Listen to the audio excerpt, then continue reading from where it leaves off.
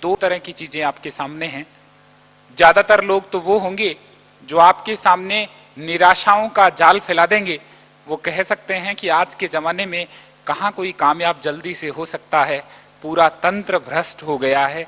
कहीं किसी भी नौकरी को प्राप्त करने के लिए चेक और जैक की जरूरत होती है।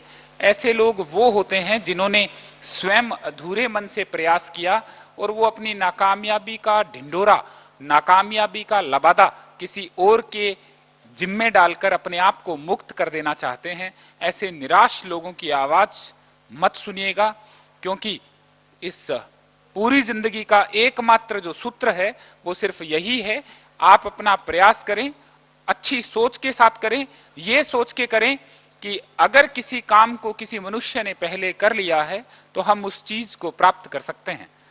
मेरा इस बात पर शुरू से यकीन रहा है कि अगर चेक जैक या सिस्टम भ्रष्ट होने की बात अगर सत्य होती तो शायद किसी गरीब माँ बाप का कोई बच्चा ना तो किसी सिविल सर्विसेज में आता, ना कोई वेटर आईएएस की परीक्षा उत्तीर्ण कर पाता, ना एक रिक्शा चालक का बेटा, ये सब उदाहरण हैं, आपने अखबारों में पढ़े होंगे, ना रिक्शा चालक का बेटा कभी किसी परीक्षा में मुकाम प्राप्त कर पाता। सिर्फ एक ही चीज में सच्चाई है, वो सच्चाई ये है कि आप जहां रहते हैं, जिस प्रकार के वातावरण में रहते हैं, उसको समझ लेना बहुत जरूरी है। मैं आदिवासी क्षेत्र के इन समस्त बच्चों को बता देना चाहता हूं, हो सकता है कि आपके माता पिता इतने सक्षम नहीं हो कि वो आपको दिल्ली, मुंबई, कोलकाता या चेन्नई जैसे महानगरों के बड़े बड़े 10 मंजिल स्कूल में पढ़ा रहे हों। हो सकता है आपके माता पिता इतने सक्षम नहीं हो कि जब आप घर पर जाते हैं और बड़े आराम से बताते हैं कि मुझे होमवर्क मिला है, उनको समझ ही नहीं आता हो कि होमवर्क क्या होता है। पर ध्यान रखिएगा, मेरा मानना है कि एक एमए तक पीएचडी किए हो उच्च शिक्षित माता पिता और एक गरीब माँ बाप जो पढ़े लिखे नहीं हैं, उन दोनों के बच्चों से जुड़े हुए सपने सिर्फ एक जैसे होते हैं। वो सिर्फ एक चीज जानते हैं कि उनका बच्चा कामयाब हो। पहली बार जब बच्चे को गोद में उठाया जाता है और बच्चे के साथ ख्वाब लिए जाते हैं, तब वो ख्वाब अमीरी और गरीबी देखकर नहीं आते हैं, वो सबके मन में एक जैसे आते हैं। आप अपनी जिंदगी में अपना पसीना झोंकने का सामर्थ्य रखिए, आप बहुत आगे जाएंगे। किसी भी ऐसी चीज को जो आपको जरा सा भी निराश करती है, उसको अपने रास्ते में मत आने दीजिएगा। ऐसा कोई दोस्त जिसके साथ बिताए गए जिंदगी के चंद साल आपकी जिंदगी को तबाह कर दें, मेरी नजर में वो दोस्त कहलाने का अधिकारी नहीं है। कई बार आप सोचते होंगे, हम सभी इस चीज को महसूस करते हैं। मैं मेरी बात को इस ढंग से कह सकता हूं, जैसे उदाहरण लेते हैं कि मैंने ये शर्ट पहन रखी है, ये मेरे नाप की है, स्वेटर मेरे नाप का है, जूता मेरे नाप का है। जो चीज मेरी जिंदगी में 4 महीने, 5 महीने, साल, 1.5 साल चलती है, वो तो मैं मेरी पसंद की लेता हूं, मेरे नाप की लेता हूं। और जिन बातों के आधार पर मेरी पूरी जिंदगी चलेगी, अगर मैं उनको दूसरों की बातों के आधार पर कर दूंगा तो फिर जिंदगी जीने का मजा कैसे आएगा। हम अपने विचारों को खुद बनाएंगे। हमारा बोलना, हमारा उठना, हमारा देखना, हमारी आंखें, हमारा जुनून सबके अंदर एक संदेश पहुंचा दे कि यार आज मैं जिस आदमी से मिलकर आया था, जिस बच्चे से मिलकर आया था, जिस बालिका से मिलकर आया था, उसके अंदर आग है। एक दिन वो खूब आगे बढ़ेगा और शायद उस दिन आसमान को कहना पड़ेगा, क्यों कष्ट करते हो, मैं खुद तुम्हारे लिए नीचे झुककर आने को तैयार हूं। ए दरिया तेरा रत्ती भर भी एहसान नहीं है हम पर, ए दरिया तेरा रत्ती भर भी एहसान नहीं है हम पर, हमने जब भी पानी पिया है पहाड़ों का सीना चीर कर पानी पिया है। इस जुनून को बता देना चाहते हैं, हम इस संदेश को डाल देना चाहते हैं। मैं रेडियो मधुबन से भी आग्रह करता हूं, मुझे नहीं लगता है कि हमारे इस देश में हमें चिंतन इस बात पर करना चाहिए कि सचिन तेंदुलकर संन्यास लेने के बाद अब क्या करेंगे। हमारे देश में हमें चिंतन इस बात पर भी नहीं करना चाहिए कि हेलीकॉप्टर पर 1,90,000 रुपए लगाकर कोई पत्रकार किसी स्विमिंग पूल में नहाती हुई एक महिला खिलाड़ी का फोटो लेने के लिए उतर रहा है। मुझे लगता है हमें चिंतन इस बात पर करना चाहिए कि हमारा दिशाहीन और जो अगर भटका हुआ युवा है, उसके अंदर चेतना का और ऊर्जा का संचार हम कैसे कर सकते हैं।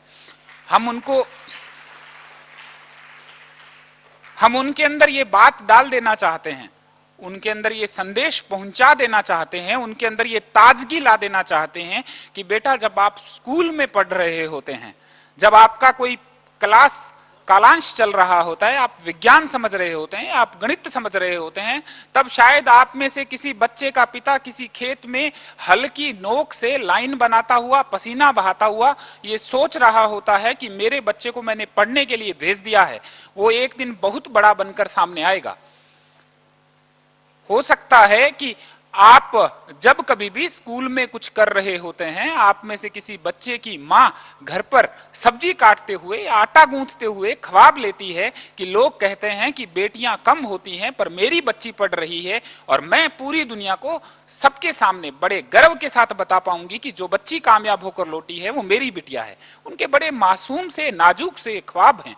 और हम लोग जो प्राय ज्यादातर जिन बच्चों को अच्छा वातावरण दे दिया जाता है वो स्कूल तक तो फिर भी ठीक रहते हैं, पर कॉलेज में जाने के बाद कई बार चकाचौंध उनको खराब कर देती है। मैं सिर्फ आपको ये बताना चाहता हूं, ये जिंदगी अनेक मौकों पर अनेक तरीके से इम्तिहान लेती है।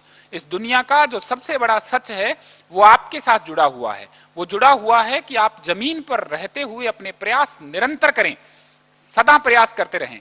एक छोटा से 2 शब्द हैं, मुझे बहुत पसंद हैं, अगर वो शब्द आप तक पहुंच पाए तो मैं कह देना चाहता हूं, वो सिर्फ इतना सा है, कुछ और बस।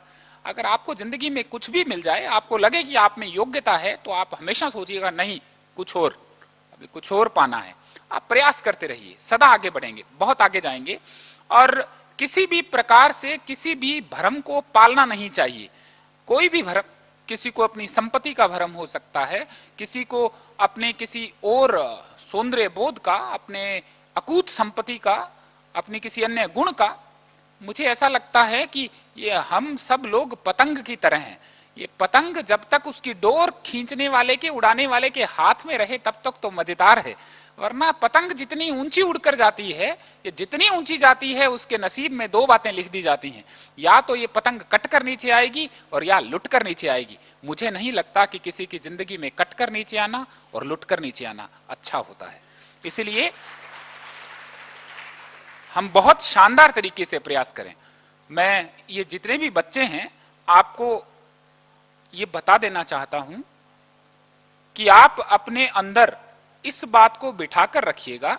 कई बार आप सोचते हैं, आपको बताया जाता है कि इस बच्चे को जी इनाम मिलेगा, इसको अभी प्रमाण पत्र देंगे, ये 12वीं क्लास में फर्स्ट आया है, इसको हम पुरस्कार देंगे, ये ओलंपिक का मेडल लेकर आया है।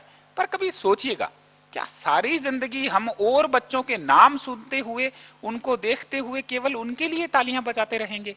कभी जिंदगी में ये मजा भी तो हमें मिलना चाहिए कि हम खड़े हों और लोगों को कोई बता रहा हो कि ये लड़का और ये लड़की जो भी मंच पर खड़े हैं, इन्होंने जिंदगी में इतना बड़ा काम किया है, और तब फक्र के साथ हमारे परिवार वालों को आगे बुलाया जाए, वो हमारे बराबर खड़े हों और तब सामने खड़ी हजारों की भीड़ हमारे लिए तालियां बजाए। ये जो चमत्कार है, ये जो जुनून है, ये हमारे अंदर रहना चाहिए।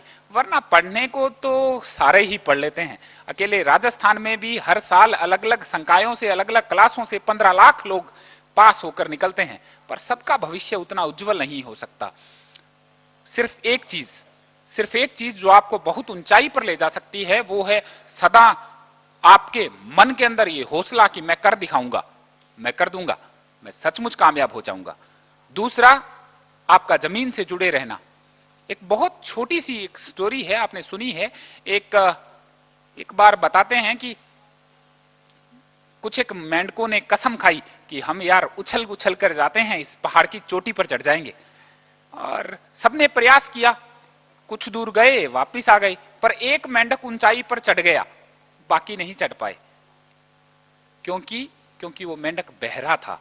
वो सुन ही नहीं पाया कि कितने लोगों ने कहा कि हम चढ़ नहीं सकते हैं, हम जा नहीं पाएंगे, वो ऊपर तक पहुंच गया।